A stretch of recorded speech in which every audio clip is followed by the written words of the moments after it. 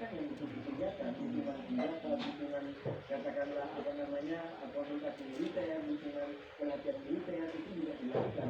Nah, dalam konteks Palestina sejauh ini masih berbentuk diksi, yaitu dengan menyatakan bahwa ujung dari persoalan ini atau solusi dari persoalan ini adalah kemerdekaan Palestina. Itu dari sisi Rusia ya Pak Mas Terakhir. Tapi kalau kita melihat tadi salah satu poin yang juga menjadi tuntutan dari para peserta aksi bela Palestina adalah apresiasi kepada PBB, tapi juga meminta perlu adanya langkah nyata untuk mengimplementasikan dari resolusi PBB. Sejauh ini kita tahu perang sudah lebih dari 20 hari, 29 hari, tapi Israel dan juga Amerika Serikat itu tidak mengindahkan resolusi PBB di mana 120 negara setuju untuk adanya gencatan senjata antara Israel dan juga Palestina.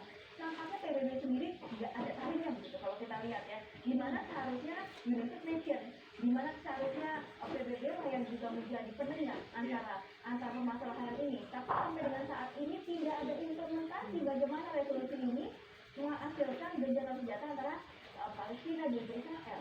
Ya. Nah itu kalau kita kaitkan dengan apa yang telah kita bahas sebelumnya, yang pertama adalah dua langkahnya untuk bagaimana PBB menjadi solusi bagi sengketa-sengketa atau masalah kebangsaan di dunia mutakhir ini. Dan menurut saya itu ide yang bagus. Kan manusia modern itu mestinya makin mengurangi kekerasan untuk mencapai tujuan.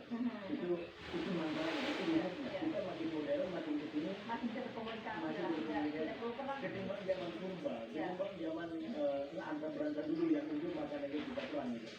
Nah memang ada dua langkah yang krusial untuk mencapai tatanan yang lebih ideal, terutama di tingkat PBB. Yang pertama yang kita sebut sebagai kebijaksanaan, kalau bahasanya PBNU tadi, tidak menggunakan veto di dalam isu-isu kemanusiaan. Artinya apa?